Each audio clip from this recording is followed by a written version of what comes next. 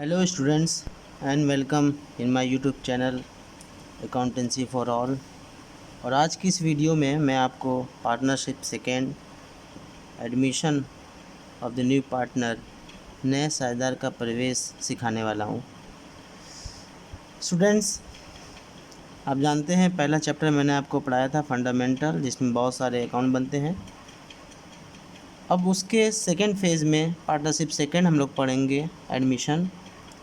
तो सबसे पहले आइए हम लोग जानते हैं साझेदार के प्रवेश का मतलब क्या है। एक नया साझेदार जब फर्म में प्रवेश करता है तो उसे क्या कहते हैं, उसे हम कैसे डिफ़ाइन कर सकते हैं या कैसे उसको हम उसका मतलब बता सकते हैं। तो देखिए होता क्या है, यहाँ पे मैंने लिखा है, नोट्स बनाया है मैंने आपके लिए नोट्स बनाया है। यहाँ पे देखिए, जब विद्यमान फर्म में किसी कारण या आवश्यकता जैसे पूंजी वृद्धि या ज्ञान या कौशल या तकनीक या ख्याति अर्जन के उद्देश्य से किसी नए साझेदार को जब विद्यमान फर्म में शामिल कर लिया जाता है तो इसे नए साझेदार का प्रवेश कहते हैं। यानी कि जब कोई नया साझेदार किसी फर्म में इंटर करता है, एडमिशन लेता है, तो उसे नए साझेदार का एडमिशन, नए साझेदार का प्रवेश कहते हैं। वो प्रवेश कब होता है? कई रीज़न हो सकते हैं, उसके एक रीज़न नहीं है। उसका रीज़न, पहला रीज़न हो सकता है वो लोग अपनी कैपिटल को इंक्रीज़ करना चाहते हैं, कैपिटल को बढ़ाना चाहते हैं, या टेक्नोलॉजी की कमी है उनके फर्म में, या नॉलेज की कमी है, या स्किल्स, या कोई गुडविल वो लाना चाहते हैं, किसी ऐसे इंसान को लाना चाहते हैं जिसकी मार्केट में नाम हो, या जो पहले से एक्सपीरियंस हो, ख्याति हो उसके पास अनुभव हो। कोई भी रीज़न हो सकता है, सिर्फ पैसे के लिए नहीं, पूंजी बढ़ाने के लिए नहीं, बल्कि और भी पूंजी बढ़ाने के साथ साथ और भी बहुत सारे रीज़न हो सकते हैं। तो जब इन उद्देश्यों से किसी फर्म में नए पार्टनर को इंटर किया जाता है तो पुराने पार्टनर जो हैं अपने प्रॉफिट का, अपने लाभ के हिस्से का त्याग करते हैं, सेक्रीफाइस करते हैं। यानी कि नए पार्टनर को मिलता क्या है?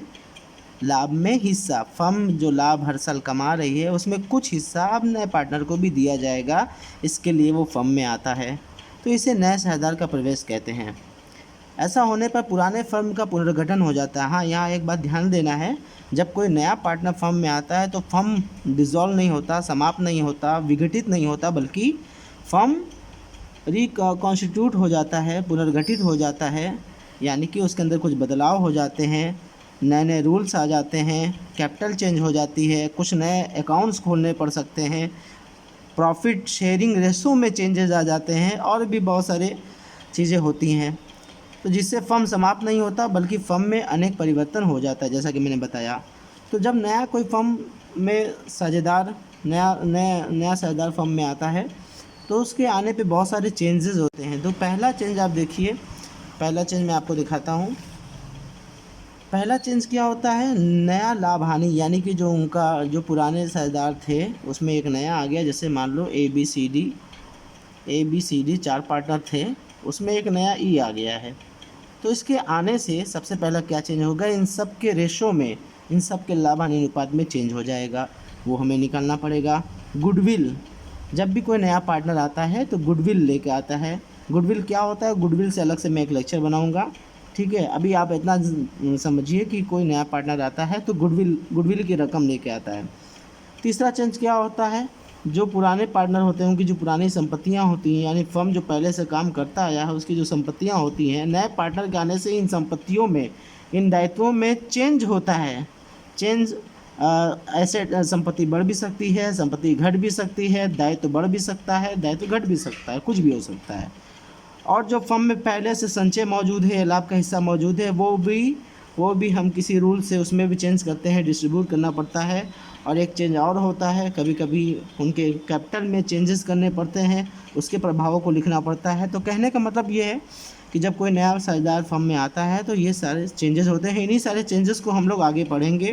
प्रैक्टिकल क्वेश्चन लगाते समय इन सब चेंजों को ध्यान में रखना पड़ता है।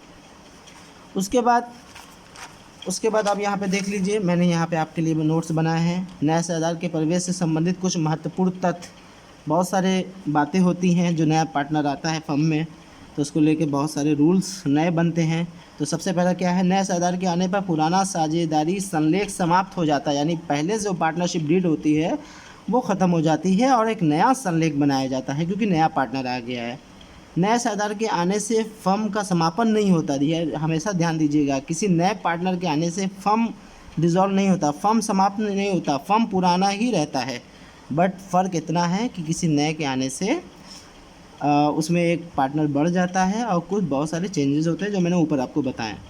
साझेदारी कानून 1932 के अनुसार नया साझेदार तभी आ सकता है जब पुराने सभी साझेदार आपस में सहमत हो जाए। ध्यान दीजिएगा, अगर ABCD 4 पार्टनर हैं, जब तक ये चारों सहमत नहीं होंगे, इसमें से एक भी अगर डिसएग्री करेगा तो ई नहीं आ पाएगा। यानी कि ई को लाने के लिए इन चारों में एक समान सहमति सबके द्वारा सहमति होनी चाहिए।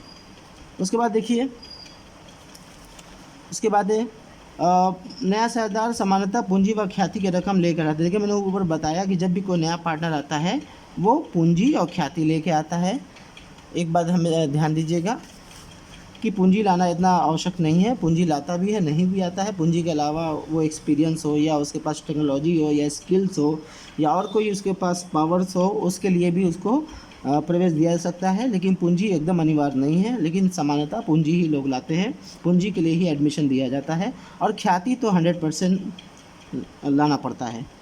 फिर नेक्स्ट है नए साझेदार को आने पर पुराने साझेदार अपने लाभ का हिस्सा त्याग करते हैं। ये कॉमन सी बात है, जब भी कोई नया पार्टनर आएगा, जैसे इसको जो भी लाभ का हिस्सा मिलेगा वो कौन देगा, वो ABCD ही देंगे। यानी अपने लाभ को ये लोग रिड्यूस कर लेंगे, कम कर लेंगे, और इसको जो भी हिस्सा बनेगा वो इसको मिल जाएगा। इससे इन सब का एक नया अनुपात बन जाएगा। तो इस तरीके से आज की वीडियो में मैंने आपको स्टार्टिंग के कुछ बातें बताई। अब आगे में वीडियो में और गुडविल के बारे में या अकाउंट्स के बारे में आगे पढ़ाया जाएगा। Thank you.